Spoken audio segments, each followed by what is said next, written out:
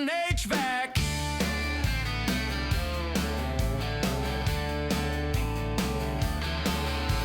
Good afternoon. Welcome back to the Bold, White, and Blue podcast.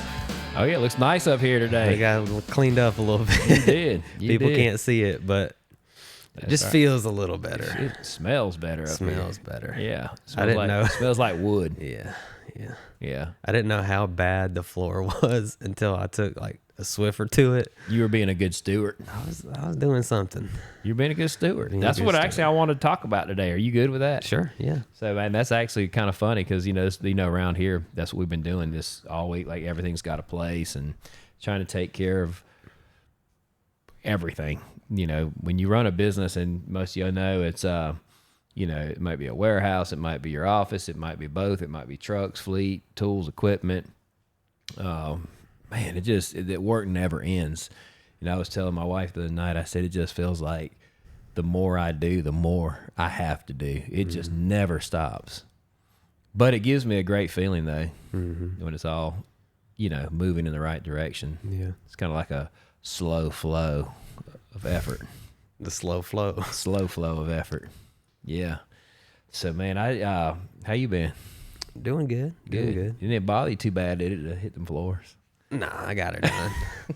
I'm a little under the weather now, but Josh is not he's not a hands-on guy in the field too much, and should have seen the look on his face when I said, "Hey, man, I need you to do some manual labor up there." He's like, "Say what?" He said, "Take a sponge to this thing." I said, "What is that? What are we talking about?" Hey, we eat off the floor here, man. Ain't nobody. There's nobody in this company that can't clean a floor, take out the trash, or clean a toilet. Yeah. No, I've cleaned a lot of floor. I've probably cleaned more floors than people. Hey, I cleaned our toilet down there the other day. Yeah. It got a little out of hand, man. A little rough. Technicians down there. Hey, you got to eat off the floor. Eat off the floor because we dogs. But that's just what I want to talk about, man. I just want to talk about being a good steward because people used to always ask me, "What's your ideal customer?" And man, I just used to say, like, that is the dumbest question for a service company, right? Because you want everybody. I mean, you want everybody to be your customer. Yeah. But do you? So, over the years, I think I'm slowly answering that question as to what kind of customer I want. And the older I get and the more that my valuations change, in other words, I don't value the dollar as much as I did when I was younger, and hopefully it becomes less and less important to me, not only from a matter of sufficiency maybe, but also from a matter of just, I don't have that high demand and life is short and there's other things that I want to think about more than chasing money. But, so as I get older, I start thinking, like, there's just certain kinds of people I want to be associated with and that I don't mind working for. And it has zero to do with social status. None. I don't care how much money you have. I don't care if you live in a mobile home. I don't care if you have a super nice house, up in the cliffs in the reserve. I don't care. So that's what most marketers are coming at me with, like, well, do you want the super high-end customer? Do you want the budget jobs? And I'm like, yeah.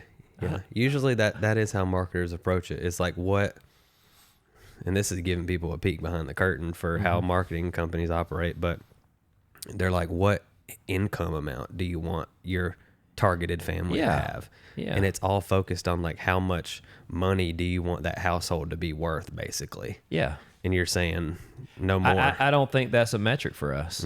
I mean, because that's what I want to talk about was stewardship, which is basically, if you don't know what that means, it's basically, when you've been entrusted with something, how you handle it or take care of it. The Bible talks about the good steward, and how he handled his master's affairs diligently, but we all are stewards. We're all on loan from God. And he's given us talents, he's given us time, he's given us homes and relationships, he's given us tools, he's given us money, he's given us lots of things, a country that we can do pretty much anything we want. I know we have so much political strife out there right now between everybody that we still forget how free we are. I think there is something attached to that too, is like, we have so little problems actually that we have to create our own problems to have something to do, to busy ourselves with. It's like we don't have issues of like, can I go to worship without worrying about, am I going to be killed? So then you start to make your own problem of like, oh, the traffic is bad on my way there. It's like other people would be so grateful to even have the opportunity to go. And have freedom of religion. Right. And you just made your problem, I'm not getting there the way I wanted to get there. My son is a preacher, and he had a sermon the other day, and he was telling me about it. And he was talking about the difference between problems, or what classically we would look at as trials, trials and tribulations. And he's like, you know, you'll hear a lot of people, and, you know, not to knock them, whatever their level of importance is, but you hear people a lot of times will just say, you know, prayers for me in my trial. And then you kind of listen to what the trial is, and it's like it could be sometimes things that are not really trials, they're life. And he was talking about separating life from true trial or tribulation. Trials are things that are imposed upon us, you know, that can be very weighty, and they create a change in our character, or something that brings about perfection, in of character and things like that. It can be very, very difficult or hard to understand or handle, and sometimes it can be prolonged. Whereas a flat tire is not really a trial. You know, that's life. You know, we got in a car and had a nail in our tire. It's okay. Your life is not in danger. You know, your health is not in danger. It's just life. You know, I didn't make as much money this month as I planned on my budget, so I'm stressed out. Like, that's okay. That's life. You know, the harvest just wasn't as big as it could have been. Okay. So he was talking to me about that, and I thought it was an interesting perspective, because you can't control everything that happens in your life, but you can control your mentality behind it. And being able to truly separate out what's a real trial to be dealt with and prayed about, and maybe asking your friends to publicly pray for you, and what's just life and handling your business. It's two different things. You know, that's an interesting topic. We could probably go down a rabbit hole there. That is. I was kind of just locked back in to what there we were listening. actually talking about. Yeah, so it was like, you know, we still have all been entrusted with something. Whether I live in a small, simple home, you know, that's just my lot, my piece, or I have a spread, you know, a ranch or something. I don't know. You know, God's given you different things, and you have your lot in life, your station. But some things that don't change is you have a certain amount of time, you have a certain amount of talent, your relationships are what they are, and your money and your tools are what they are. And those things everybody has. That's one thing I used to. I value this saying more and more.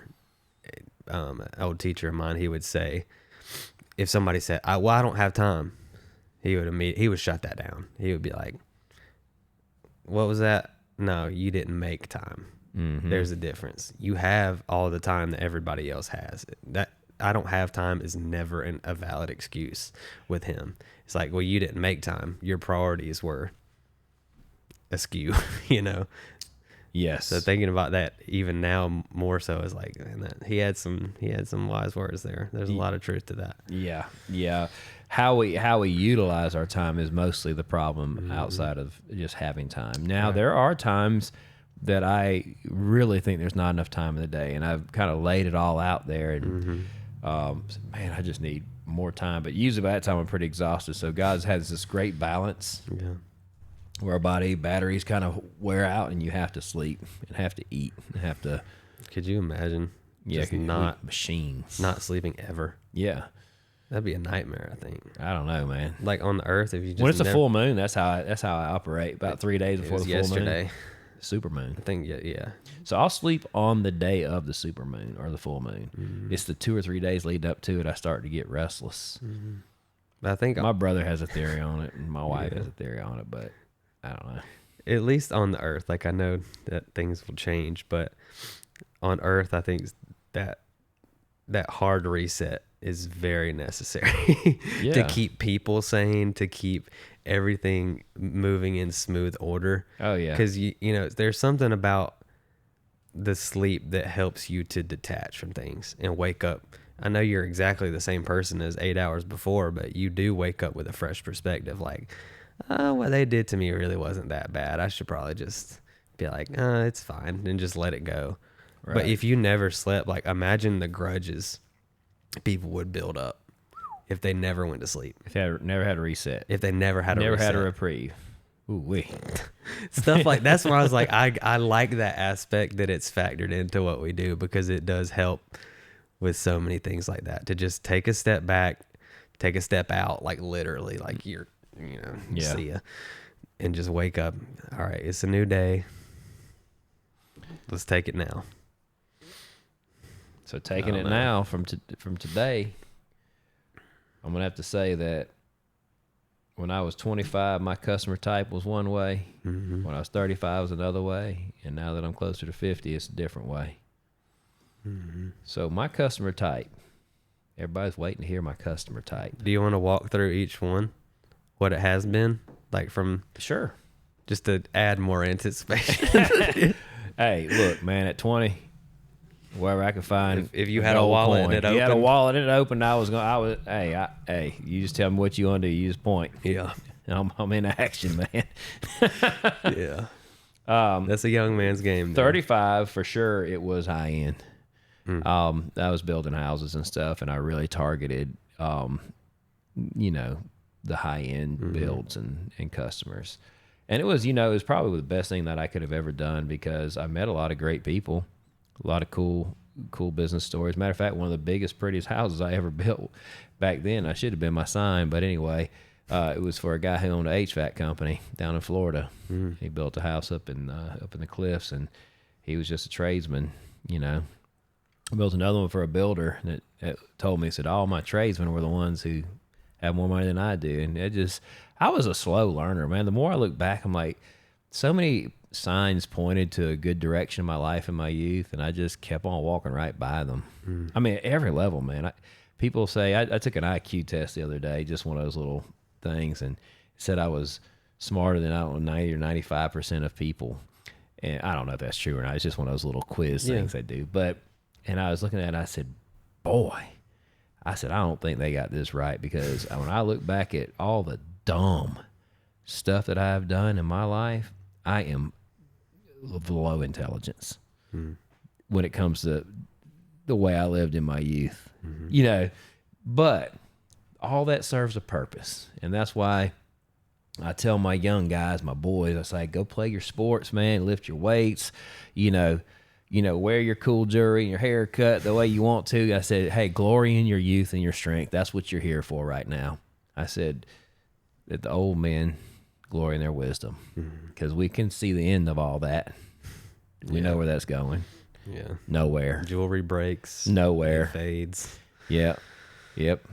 Nowhere, man. But anyway, so I chased that. And also on the flip side of that, I saw a lot, believe it or not, that I should do a count, but there is a tremendous, look up the statistic. We'll ask Mr. Sloshley about that. But if you look up the statistic on how many divorces happen as a result of someone building their dream home, it's outrageous. Dude, I built a house. There was one in Greenville in Montebello. I think the guy actually died before the husband. No, he made it through. He made it through the build. Massive house over in Montebello. Yeah, real nice homes there. And that it ended in a divorce. We were ordering Italian stone tubs, lifted in with cranes before the roof could come in. Like, this thing was like bizarre, man. It was cool. Wow. Ended in divorce. Another one. I have several stories. That's shocking. And then more than that almost ended in divorce and possibly still did at the end of the day. When it came to just, when you start building your dream home, like, you start to realize that maybe her dream was different than his dream. And then the financials have to come out, and maybe it puts strains there. And then, the long time of living in maybe an apartment and in small quarters as your house is getting big. I don't know what it is or what the situation is, but so many of those ended in disaster. Wow. Beautiful homes. I would think, just hearing that, like, I'm genuinely shocked when you said it, because I'm like, that's one of the things you work toward. Like, I want to give her this dream like so bad, and it's like I can't wait to get out of the apartment to be able to give her something better. So you think that scenario would be like, boom, gift with the bow on top and everything. Like there we go. There, like I said, I met some wonderful people too, but generally there was a level of understanding well before in their relationships and everything else, well before that build ever took place. They were established, you know. Believe it or not, the most successful builds were the ones where they were downsizing, not upsizing. You know, so those are usually very happy builds. People are like, this is so nice. Really interesting. Man, I'll have to think on that. That's really neat. Yep.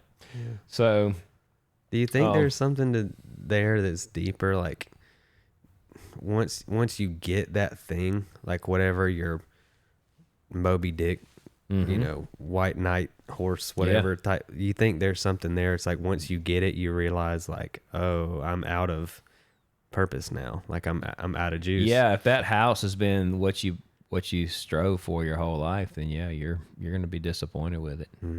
You know, I mean, man, we built some houses like the cabinets had automobile finishes on them. I mean, just phenomenal stuff, and you just think, man, it's perfect. Everything's perfect. But you know, every one of those houses, most of them found something that was imperfect about it. It's like their whole mission became finding the journey again, if you ask me. So it's like they weren't so concerned about the defect as they were like, I spent my whole life dreaming about this, and I've got to keep that process going. A lot of them will do additions on big old houses. You'll see the building never stops. Yeah. You know, but you know that, and that's fine if that's what they want to do. That's great, wonderful. But it shouldn't affect your character or your relationship with your wife, because while we have to take care of our homes, we have to take care of ourselves. We have to take care of our children, our relationships, and you know, and our finances. Like we have to be a good steward. So I definitely chased that for a while, the high end, and then in the service business, I never gave it thought, because I mean a pipe that's leaking is a pipe that's leaking. A septic tank that needs to be pumped is a septic tank that needs to be pumped. I mean, there's no type here, right? So while the emergency side of our customer of our company is just very simple, we're going to go out and we're going to fix your problem for the correct rate of pay. We'll work for anybody, sure. But we also have plan members that we go into their house twice a year. We maintain their systems. We maintain their you know, we work on everything mechanical in their home, electrical, plumbing, and heating and cooling. So we get to know them, you know. Those I'm going to say very quickly that no, I have a type. And those are the people I want to work for, and I learn from them as I serve them, because a good steward is a servant. I mean, he is actually entrusted with a product or a home. And you've heard our meetings. We've been so big on making sure you're expert technicians. We've really doubled down on that this past couple months. Just really like, okay, who had a question in the field today that you didn't know the answer, but you got through it? Because that happens a lot. Technicians are like, kind of look up the answer, they get it working, like, man, I don't know. I'm glad I got that fixed. I'm really not sure exactly what happened, but I went through everything, all my steps, and it fixed it.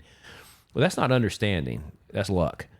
And I don't want technicians, and I don't want to be a guy who operates in luck. As you know, I'll take luck any day, but I don't want to operate in luck. So we talk about that. So what don't you understand? I mean, we had a question this morning by one of the young technicians who said, look, I don't really understand completely the gas tight fitting versus the track pipe fitting. I got into a situation where I was fixing a flexible gas line the other day, and I couldn't get it to stop leaking. And the situation was we were explaining to him, he knew he'd been trained on both pipes, but it wasn't working. The leak wasn't stopping. And then we helped him to understand that what he was working on actually was a different brand, a third brand, and the stainless steel corrugations were slightly different. It doesn't work. They're not interchangeable. But I'm glad he asked that question, because to him, he's like, oh, I hate gas tight. It doesn't work. Well, that's totally false. Gas tight's a phenomenal product. He was trying to put gas tight on a system that wasn't gas tight, or an older version that just wasn't going to fit with those fittings. So we took a minute.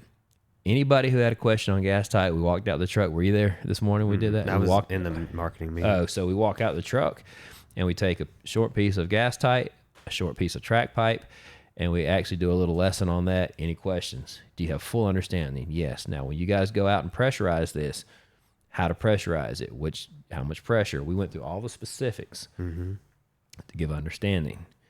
Same thing with furnaces. We'd had several callbacks on a type of furnace that we install. And it had to do with the way the venting comes out of the unit. There is a manufactured piece that you can add in there, or a certain way to plumb it that controls the condensation. And some of our techs weren't doing that.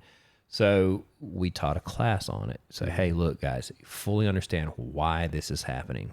If you get a call back, why? What happened? Sometimes they're not on us. Many times they're not on us. Or they're perceived that they're on us, but sometimes it's legitimately a technical mistake. Those are the things that we're excited about right now in our company. I'm almost hunting down mistakes. I'm like, I want to know, did anyone make a mistake today? I really do. Yeah. You know, like a technical mistake, like where they gave their best, they weren't being lazy. I can't stand that. Don't make a mistake for being just lazy. But did anyone just do like a beautiful job and it just didn't work? I want to know about that. Tell me about it. Let's find the answer. Yeah. We have actually found mechanical mistakes that engineers have told us that is actually something we're working on in manufacturing to redesign. That's awesome. That means there was not understanding to be had. That means that we were being a good steward of that person's home. We really wanted to make sure that when we maintain that system, it was operating at full efficiency, and we couldn't get it to do that. Why? Because it was impossible right now. So that's the level we want to try to get to at every level. There's so many things to know out there, but fortunately, we've also been gifted with powerful tools to be able to track all these things down. And that's why we talk about tools being part of a steward's things that their arsenal, the things that they maintain. You know, I like working for a customer that has batteries in his drawer. Okay. Okay. All right. Hey, do you have a AAA battery? Absolutely. Here's my battery bank. What about a AA? Yep, right here. That tells me something about that person. Okay. Or looks like this is just a light bulb. Do you have a light bulb? Yep, right here. Pull out light bulbs. What that tells me is that person has pride of ownership. They want their stuff to work. They want to be prepared. And they protect their home, themselves, and their families. It's so simple. If I go into a shop and I say, hey, do you have a rag? No one knows what a rag is. It tells me something. So my type of customer is the guy that pretty much has all the basics ready for you. He's got his bases covered. He's a good steward of his home at his ability and the level he wants to operate.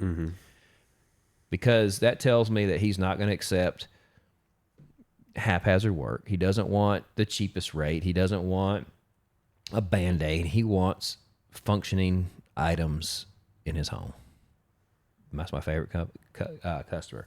I always tell, I went to a home one time. This was up in Blue Ridge, and this guy was, he was probably 70 years old, maybe. And he called me for a leak under a sink. And so I pull into this mobile home park, and it's like rough. And I'm going down here, and I'm like, man, kind of gritting it out inside. Like, I really just don't want you to go do this job right now. And so I pull up, and as I pull up and I'm walking up, it kind of smelled clean, like on the porch. But everything around me, it was like about this time of year. It was just cold and gray, and you know how mobile home parks can have just all kinds of stuff just piled up everywhere. But it smelled kind of clean. And I was like, okay. So I knock on the door, and he opens me in, and it wasn't fancy. He didn't have a lot, but I walked into the cleanest, most immaculately taken care of, organized mobile home that I've ever been into. And I got to talking to him. He was telling me a story, and I think he lost his wife not long ago and stuff, but just had no money. And I remember fixing his sink, and even the water that came out of the sink smelled good. Like the drain water. I was like, this guy is squeaky clean. Yeah. And I wound up wrapping up the job. It wasn't a big deal, and I just shook his hand and said, man, I'm not charging you nothing today. And he's like, why? I said, man, you have such pride of ownership of your space. I'm honored to work for you. If you need anything, call me. And I just packed up my stuff, and that was a lesson to me, because here it is that I'm sitting on so much more probably, and I don't take care of my stuff to that level. But it was a lesson for me. Anytime I can get a lesson from one of my customers, a lot of times I'll just give them a financial break as a thank you. Yeah. Truthfully. Yeah. Not every time, but a lot of times when it's something that's impressive like that, I'll just be like, hey, look, man, don't worry about it. So I love a customer that's a good steward, because I learn from it. I want to work for them, and I know that my work is going to be appreciated. Mm-hmm. You know, when we teach our techs, you know, no matter what the situation you go in, make sure that your repair or your replacement protects and perfects that home. Mm-hmm. Like, no matter what the situation. But it's so much easier to do that when it's appreciated. Yeah. You know? When there's not a question around every turn. Like, yeah. Why do you want to do this? Like, yeah. It's in your best interest. It's not in our technicians' best interest to do all this extra stuff. Like, I'm sure they probably wanted. They'd rather go home. Do it and roll on. Yeah. You know, most of our techs aren't even commissioned anymore. Mm-hmm.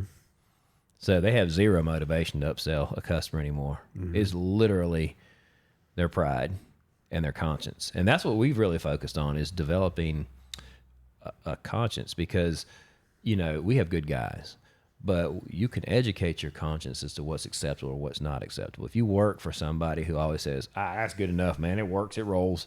I mean, no matter how good a guy you are, you're going to just grow up in the trade thinking that's acceptable. So it's our job, my job as a steward of their profession, to say, no, it's not acceptable. Mm-hmm. And we've had the no conversations a lot in the past 2 weeks. It's like, hey, boss, I found this way here. It's a lot easier. Do you mind if I just do this? Nope. And I did it for a while just to set the tone that we're not going to take the easy route ever. And that's for me and for them and for the owner.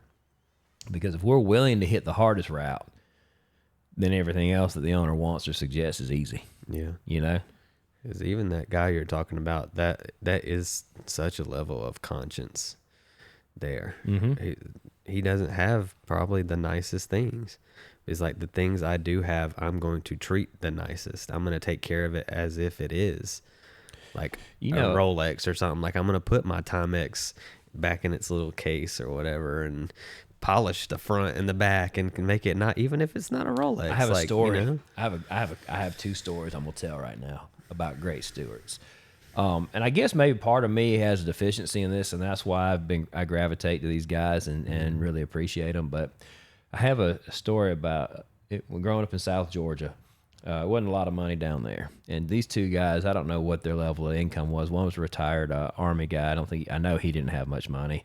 I actually think he lived in some government housing. He was an older man, but it was so funny is their lives actually intertwine, and they're not even. It's crazy. So let me back up. Okay. First, there was this old white guy that was like, he literally, I'm not making this up. When he bought a car, he bought mats to protect his mats. Yes. First thing he did was put plastic over all his seats. Forever. Oh, there it is. Forever. He put the plastic on the couch. Yes, that guy. That guy. Old school. And then the other story, and I'm going to get ahead of myself, but the other story was an old black guy, retired Army guy. And I used to actually stay with him. Sometimes my parents would go out of town. He would buy used cars, but he would only buy it from this guy. But they didn't even know each other. He just recognized that type of person, because he was the same way. I was staying in his house. Everything was like spotless, clean, organized, ironed his clothes, made sure his image, he didn't have much, but what he had, it was on point, it was good. It was just clean. And he used to always say, he couldn't hear good. He turned his hearing aid. Soap's cheap. Soap's cheap. What? Soap is cheap. Soap is cheap. Yep. Okay. That was his thing. You ain't got to have money to have soap. And he kept his floors clean, polished. He would polish his tile floors in the Section 8 housing. It was cool, man. Yeah, it was cool. And but anyway, or government. It was some sort of government housing. I'm not sure it was Section 8. Anyway, it was definitely a low income housing arrangement that he had, but his stuff was always so nice, you know, and he just did a lot with what he had. The other guy, Frank, on the other hand, I think he may have had some more means, but you know, he had mats for mats, and he was religious on oil changes, religious tire pressures. Like he's not getting in his car and running to the store without going and checking his tire pressure. Wow. Get out of his car, he's gonna wipe it down, and everything was like that in his life. Now, I'm gonna say that's a little too much. I think this guy is my neighbor now. I think this guy lives Frank was across from us. then. Huh? I think this guy lives across from us because there's a guy in our apartments like that. Like his car is not a nice car like that. Yeah. And he lives in our apartments. Like I know how much he probably pays a month for the apartments. They're not the nicest apartments in the world, I can assure you. But he gets out of that car.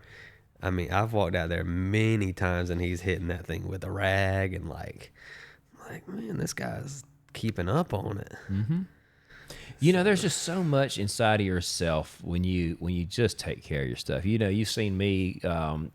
We have this big warehouse here. We're actually right now up in one of the small rooms above it, and you know, you spend a whole day cleaning just this almost. So the warehouse gets between the tools, the HVAC side, the plumbing side, the toolboxes, the hitting cage, the weights, all the things that are down there in that warehouse. It takes a lot to just kind of keep up on it. So I spent most of last week kind of piddling down there, and man, I just feel so good. Sometimes I just walk out there in the warehouse and just look around, make sure everything's make sure everything's in order, you know. But as I went through things, I saw so many levels of waste. I'm like, like 7 or 8 drills that have been laying around needing to be taken back for warranty, bits and bolts and screws, and I mean just pipe and fittings and plastic, and I just a blank dehumidifier, an expensive $3,000 dehumidifier, whatever they cost, 1,000. I don't know what the Santa Fe's down there, and I'm like, what are we doing? Yeah, and so less is more. So we begin to. I said, if it can't fit on a truck, we're going to make sure that we don't buy this again until it goes on a truck or it goes in the dumpster. Sometimes you have to just thin down to be a good steward. You have to get it manageable again. Someone told me when you have 10 trucks on the road, you need a warehouse manager, and I can see that. Right now, I'm able to hold it together, but I can see how when it's full tilt and operating, it's just it is pulling away from me to do some of the other things. But it's such an important part, just the care. And when you take care of something, if you walk in, I mean, even your wardrobe or whatever, and you just maybe you iron it, or you make sure it matches correctly. You actually care. Sometimes I like dressing nice. There was a guy. I'm sorry to go ahead. No, you're good. That's it just reminded me of a story. Yeah. So when we were doing our UPS stuff, like whenever you go to become a driver, you have to go through a training week. It's called Intergrad. It used to be, I don't know if they've transitioned back to this, but it used to be like you go to like Atlanta and go stay there for the week, and they like hit you with courses, and then you do the driving training portion of it and like everything. But this was during maybe right after the pandemic stuff or whatever, but for some reason they had transitioned it to online for the first few days, and then you went to the center to finish out with the driving training. But on one of these courses online, I don't know where this guy was from, but they were talking about uniform protocol on there. And like these are like, you got some old heads. Like this guy was like a drill sergeant, and this is UPS. This guy was like a straight drill sergeant. Yeah. And he's like, does anybody have any questions? And we're all on the Zoom, and like everybody's sitting there watching this, and this guy like raises his little virtual hand. He's like, yeah, whatever his name was, go ahead. He's like, do I have to iron my uniform? Like, what if I don't have an iron? What if, like, he was at, and the guy literally goes, I'm not even answering that question. Wow. Like, are you serious right now? Like, did you not hear this whole course? Yeah. Like, we went through all this stuff, and then his question is like, do I have to iron this?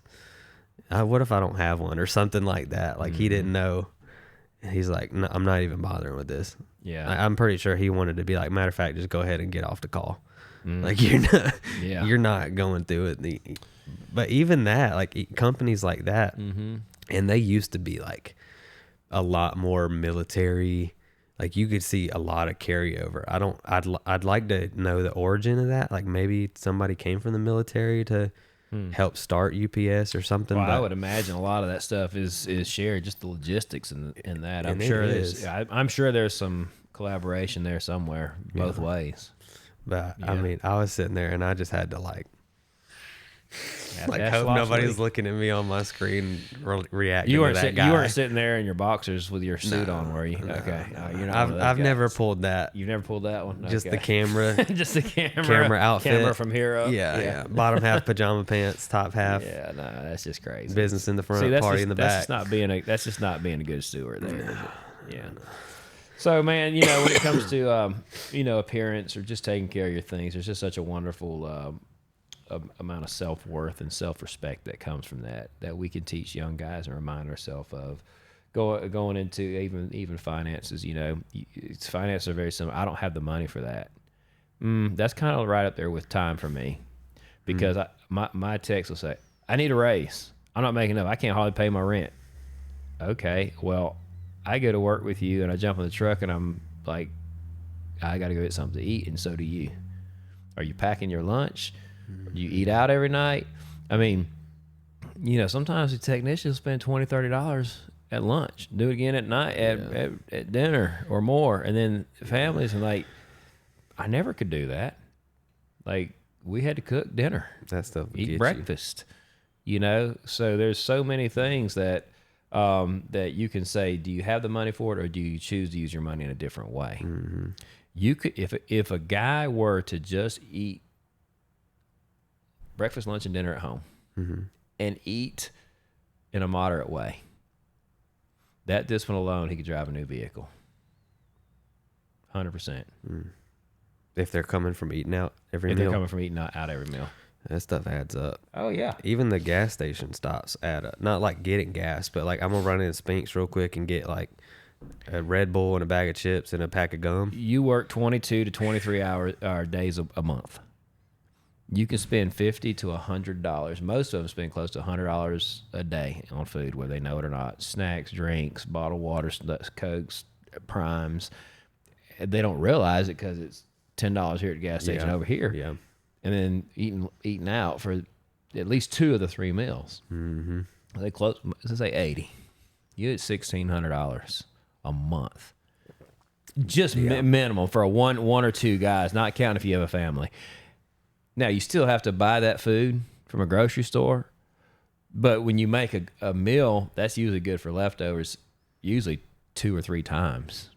So you can eat, if you eat leftovers, and they're good, man. I love some leftover lasagna warmed up, or spaghetti, or even some of the cold pastas and stuff. Man, about 2 days later, they're just right. They're just right. So, and then if you make a big roast or something like that, or steak, there's so many ways to prepare it. Thin slice it with some toasted bread, some onions as a sandwich, and you're actually eating better. Tasting better, quality food, and you're saving money. So you're still going to save $800 to $1,000 a month. That is a new vehicle. When you think of it that way, it's like, okay, do you not have the money, or are you just maybe not being the best steward of your money? Or what if you just didn't even buy the new vehicle? What if you took that $800 a month and put it into some kind of investment? Where will you be in 5 years? You can change your life so easy with stewardship. That's such a good way to look at that. Like, you're just a steward of your money. Like, you're not an owner. You're not an owner. Because you don't really own your money. It's it fluid. Just transfers hands constantly. That's right. You never own it. Yeah, it's currency. It flows. It just moves along. Yep. Yeah. That's right. Hey, there you go. Like that. Yeah. So, as a steward, we protect our entrusted items. We have a lot more time than we think. We have a little more money than we think. We have a whole lot more talent than we think. We have a whole lot more tools than we've ever had before in the form of AI. So our God has given us some very difficult times He's allowed, and He's given us some very powerful tools to give us insight. Now it's up to be stewards of that time, of our time. My father's old. He says, I can't wait to get out of this world. It's just changing too fast for me. Really? Yeah. Yeah. I mean, I'm sure he'd mind. He doesn't want to leave today. Right. But yeah, he's glad he doesn't have to deal with the fights of today, and I can see that. And I can see myself mentally checking down and saying, hey, I'm ready. I don't know how my boys are going to do it, but I'm going to take it as hard as I can to this point. And every generation has its troubles. So God gives them different talents, different tools, different currencies. And it's up to them to manage all that stuff and be a steward of their time and be able to guide their relationships and steward those relationships and foster those relationships, those homes, and raise their kids and prepare them for the next generation coming up. So, we have to be extremely humble. We have to look around us and realize how little we know. A good steward looks around and always sees way more work than they thought they needed to. The work was too much, was too great, and so he has to get answers. He has to receive correction. He has to receive instruction and, go to the book and look for answers. But that's a sign of a good steward. It's the know-it-all that doesn't know the answer. I mean, it reminds me of one time that I gave a quote. I think it was a water heater. Guy goes, how much is a water heater? Back then, I think it was like $800 or $900 to install it. You're out of your rabid mind. Get off my property. And I'm like, really? He's like, man, I wouldn't pay you more than $200 for that. I'm like, okay, well, the water heater's more than that. But you wouldn't pay. Yeah. No, that's me including everything. He just goes off on me. I mean, that was a foolish person, obviously. Did no research, had no idea, an awful steward, right?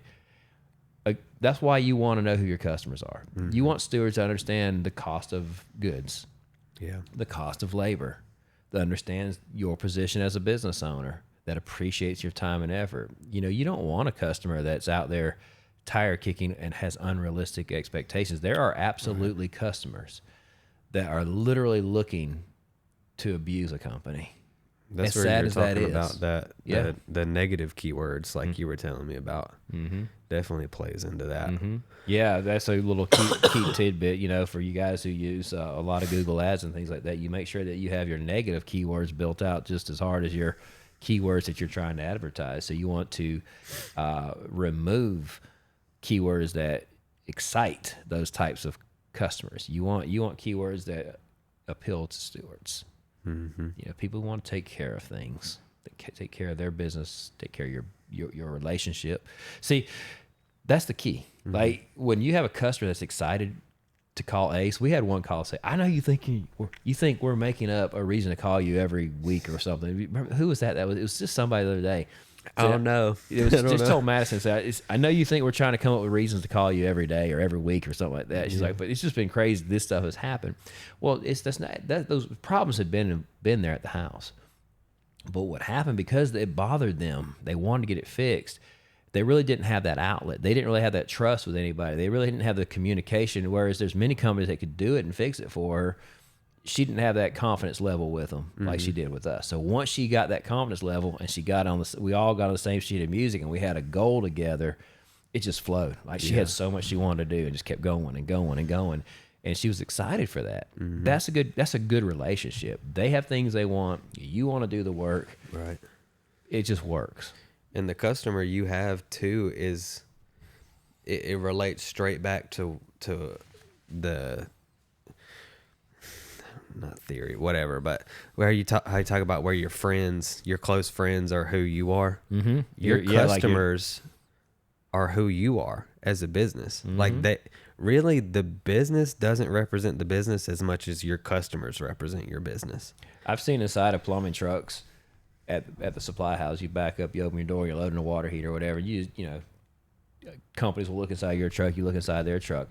There was actually a very big company in Greenville that I pulled up the other day, and they've been bought out, and I knew the original owner would not have stood for what I saw in that truck.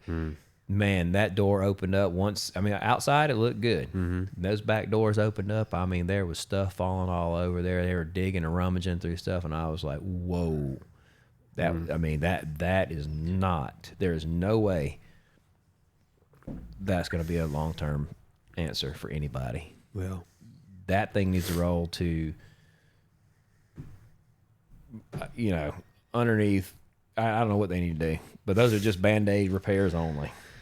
Yeah, at that level. In the same token, I've seen where we've had our trucks open, and they're not always perfect, but we do have a dumpster. They have to clean them every morning. But I had one time I had my doors open. I was sitting on the back of the truck working, and I had an owner just say, "Hey, do you mind if I just look in your truck? It's so organized. I love it." And they explained things to them and showed them where things were at. And they stayed a lifetime. They're still a customer. I think we just did a job for them the other day. Been a 9-10-year customer for us based on what they saw in the truck. That's awesome. We work on all their rental homes, their personal home. So it matters how you take care of stuff. It matters the perception. It bothers me when my truck is dirty, and I'm not the best at it, but I love it, and never let it go. Never get comfortable with being disorganized. We can't get comfortable with having dirty things because like old Isaac told me, he said soap is cheap. Soap is cheap. I want that to be the title. I like that. Soap is cheap. That's good. Okay.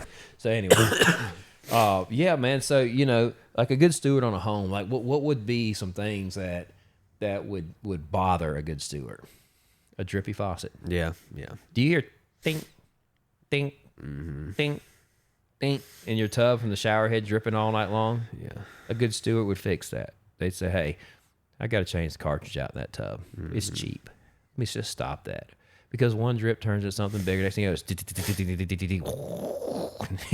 you know, while you're calling an emergency plumber. I just tried to turn my shower off and I can't get it to shut off, and it's just spraying in my shower. I can't get it to come off. I need it, and then you're going to pay an emergency rate. Why? When you could have just literally changed the cartridge out, on a maintenance. So, it's one room really, really hot in your house all the time, one really, really cold. That's fixable. A good steward will say, let me just look into that. Let me investigate that. Do you stick your head underneath your crawl space? Have you ever stuck your head under your crawl space? I know some owners said, "I've never been under there." Well, I mean, it could be lack of understanding.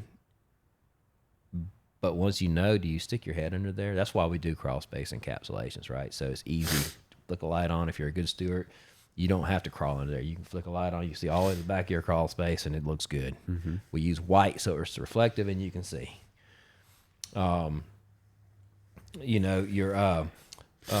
look in there and you see sagging insulation. Yeah. Dripping water off the ductwork. The good steward's not having that. There's ways to fix it for cheap. Stick a dehumidifier in there. Put your plastic down there, crawl space. Put a little light underneath there. Well, air quality, it's not that much, but that doesn't appeal to some people. It's like, there's tomorrow. There's always tomorrow. There is tons of those. Like now we're sitting here thinking about it. Like, drip faucet. My light kind of flickers sometimes when I leave it on. Like there's so many things that water even stain in me, the ceiling. like, Do you see a water stain in your ceiling? Say, I wonder what that brown spot is. Like I just kind of let it roll. It's like, that's just how it is. That's just how it happens. Some of that can be ignorance, and some of it can be laziness, right? And I'm not calling you lazy, Josh. But there's some. I have it. I have it too. I have it. That's why I like to talk about it and say, hey, remind us. Yeah. You're asking what kind of customers I like. Why do I like those customers? Because they're going to fix it. They pay me to fix those problems, right? But it's also appreciated, and I think that's a big deal. Like you've got to work for someone who likes what you do. We have a great customer in Easley. He has some dealerships and he's got several properties and stuff. But like, he'll call us to put generators on shops, and he's always looking to protect his assets. And I like working for him because I know that yes, he's spending a lot of money with us, but at the same time, he's not losing that money. Those are assets. Like you're putting a Generac on your shop. You got a Generac on your home. You've got crawl space encapsulations going in. You got air quality. You got all these different things. Should you go to sell that house, you're getting top dollar. I have spent so much of my life hanging on to things and using them and abusing them until they're worthless. Vehicles are just wore all the way out. With Ace, you don't see that so much, but the construction business is wore out everything, wore out. Just working it, not maintaining it properly, just treating it as a tool. Okay, but I've always like Frank, Isaac, those two gold guys that I was telling you about. They always got top dollar when it was their time to sell something. You know why? It was took clean. care of it. Yeah, they got a lot of money for an older piece of equipment or car. Yeah, because of how well maintained it was. If you had to leave your home to your child right now, what are they going to inherit? This happens to us all the time. That's a great point. My mom left the house to us. We need you to come in. We got so much work. Yeah. Everything's in shambles. Wasn't maintained. Wasn't cared for. The stewardship had dropped off. Right. So you can be handing off a burden to people. Many times that's exactly what happens. For sure. And instead of it being an asset that you thought was such a big asset, it can turn out to be a big headache. Or it can be maintained. Record keepers. I love when someone says, "Let me see the records on this house. Like, let me see when this water heater's put in," and they know. That's a good steward. They know when they put it. Okay, you're saying that I need to replace my water heater. It seemed like yesterday that I changed the water heater. And they go back in their records and look. No, actually, it was 12 years ago. Well, that makes more sense to me now. They know. They're not guessing. Versus we've had so many people say, "Man, we just put that water heater in." You look at the model. And you look at the model on this thing, you're like, "Man, this thing's 15 years old." Yeah. No, and then they're like, "No, it was like 2010 or something." It's 2025. It's kind of like light bulbs go off. Like, man, because I know for myself, when I put in a new air conditioner on my home or a new water heater in my home, it does seem like I just did it because it's not something you do every day. You may only do one in a lifetime. So it seems like yesterday when it's really been 15 years. It happens. So I like to see records. My customers have records. We keep records on all of our customers. Like since when did all the transfers come in from QuickBooks into Service Titan? Do you probably 2020? Maybe. I'm just taking a Somewhere guess around there, 2019 to but it's probably 2020, every job and every detail of every customer we've ever worked for is accessible to them for life. It's all in the cloud. So that's something that we're real happy. We spend a lot of money to do is to keep those records accessible.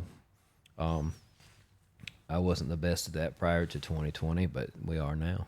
And it's very important so that you can give the warranties, you can give the credits. We have a lot of members that accrue monetary value on their membership. So every year, they get $100 credit towards any major replacement that happens in their home. So 10 years later they've got $1,000 sitting there. You've got to keep up with all that. So we've been entrusted with that. We have to be a good steward of that information. So and that's one thing with the price book too, that even I can look back on and be happy with something that I did, that I put there. Is I could go pull up a random job from like April or May or something and probably tell you with pretty good detail what happened there, as long as everything was recorded right and entered right. Where before it would be like, install system, and you're like, yeah, that was bad. I don't know what we put in there. Bad. I can't tell you what model is in there. Yeah, you've done a great job with that, Josh. Even stuff like that from my end, like even I can look back and be like, oh yeah, something's there. Like we're building 100% in the right direction with that stewardship, even in our back end data that a customer would never see. Yeah. Like, and it doesn't have to be about what somebody sees or not sees. Like, well, we can make, and originally it kind of was a lot of both sides of it. Like, we want our presentation to look great for the customer when they see the estimate, but we also want it to be streamlined and clean on our side. But that's something no customer would ever see or know about ever, nor do they care about it, but that's okay. Right. But we know for our end, like, we did our due diligence on the whole process of it. Like, and in case you do call 3 years from now, we can go pull that up now and say, all right, it looks like it was a APGM 3 2-ton gas package unit that we put in there. It's this SEER, 13.4 CO2 or whatever, and should, with fairly good accuracy, be able to do all that now. You know what's funny about good stewards? A common trait that I see with them too is they're rarely flustered. They, even when situations happen and they need to replace something or do something, they're generally pretty in control. That's because they have a timeline and they have an understanding of their realm. They know where everything's at. They know the level of the problem, and then they can actually focus on the one big issue that's going on right now. And they just work through that calmly and methodically, get that resolved. It goes back in its spot, and the cycle continues. But if you see, a lot of times, if you see someone that's just really scattered and can't make a decision, a lot of times there's a stewardship issue. Yeah. And that's where we can help. We actually have customers that'll tell you, I don't, that's not my thing, but at least they know that, and will actually tell you, say, look, I'm depending on you. You're the expert. You take care of this property. Plumbing, electric, heat, and air. Don't call me. Don't talk to me other than what I need to do. And so I've been telling our guys that too. Like, guys, don't call owners and ask them what they want to do. Give them the options. Here's a good, better, and best. Just tell them. They'll tell you what to do.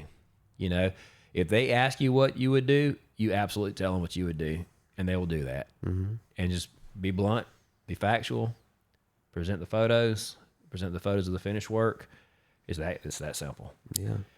We have a really good vibe going on right nowadays. We just do. I mean, there's just no smoke and mirrors here anymore. Like, there's no guesswork on pricing or apologizing for overpricing or underpricing or anything like that. You can just feel that the integrity is happening from top to bottom now inside the company. Do we make mistakes? Sure. Do we get outbid? Sure. Do we underbid? Sure. But it's really, the gap's closed. It's closing fast. And really the focus here is realistically about being that great technician, that great steward. Unfortunately, we have to take currency to do that. And that's really the mindset that I'm trying to have as an owner, and the mindset that I'm trying to engender in the younger generation. Take great pride. And by pride, I don't mean arrogance. I mean great levels of satisfaction, self-worth, integrity about what you do. When you say that I'm a tradesman, I'm a plumber. That means you're really good at moving fluids through pipes, okay, or gas. I'm a heating and cooling. I'm a comfort advisor. I'm a heating and cooling specialist. But are you? Or do you just screw boxes together and put the fan on and hope it works? And that's really the focus here. If you sell air quality, do you understand it? Do you believe in it? Because if you don't, then don't do it. Water purification, the same thing. Yeah, because even an occupation that could be looked at as a very heightened occupation, like you could compare a doctor to a plumber. With the right specialist, yeah, both of those occupations can be broken down into, I am an expert at moving fluids through pipes. Because the doctor's like, I'm gonna get your blood pressure right. Yep. So I'm gonna circulate your fluid through your pipes, through your system, through your veins. They'll be elevated here, but a plumber somebody might look down on and be like, oh, you just move poop around or something, They have no idea. No, some plumbing systems are extremely complicated and problems are extremely complicated. But when you find the answer, they're generally simple. It's the same as your body. A lot of times, I trust doctors a lot when it comes to mechanical things in your body. So if they can recognize a problem, if there is a vein that's burst, or there's a bone that's broken, or there's a joint that's dislocated, they're very skilled. And I know why they're skilled at that.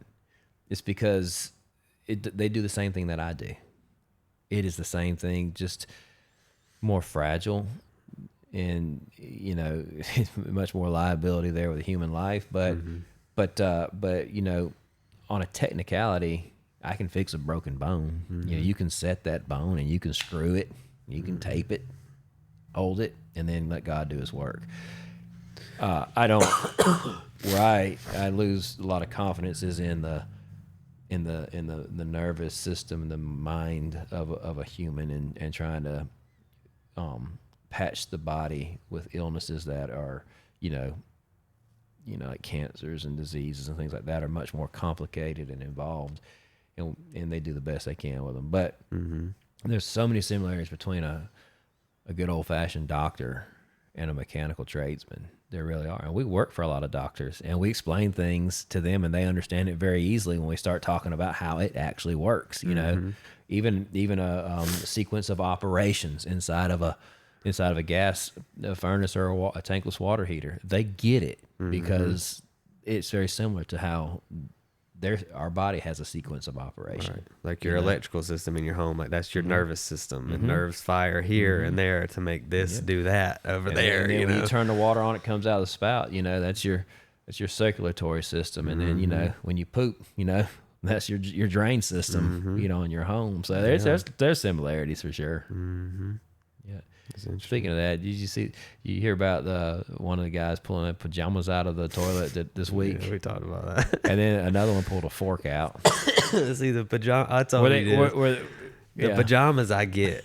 Like a kid embarrassed, like, hey, I use the bathroom by myself in the middle of the night. I'm going to go try to hide it and flush it. Isn't it? Yeah. The fork, though, you tell me in the comments below, let's do the fork in the garbage disposal. That's an old reference. Nobody's going to get that one. Yeah. I don't know that one. I don't know what they were doing in the bathroom with a fork. No, you never know, man. Were they like trying to floss their teeth, trying to get in there? I don't know. They didn't have any of those plackers. Yeah, those little. Yeah, I don't know. Go get me a fork. I'm going to try this. Yeah, I don't know. Just remember that when you flush something, it's not necessarily gone. So,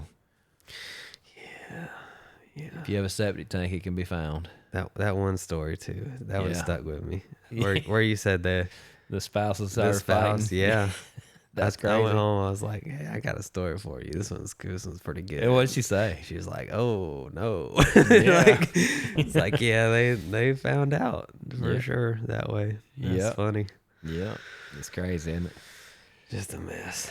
So anyway, I know.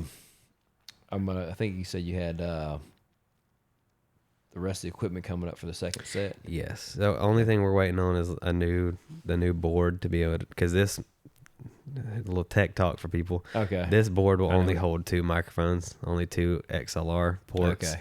The other one has more XLR ports on it because you can't plug in more microphones. Got you. So we're gonna set that up behind me over here. We're gonna set it up over there. Who's the first person you were bringing in? Do you know? I have to figure that out. I know Ethan wants to come up here with I mean, I'm ready. I'm ready to just start bringing on whoever and getting recipe. That's what I can't wait to. I know we've been telling a lot about us. I think we've kind of.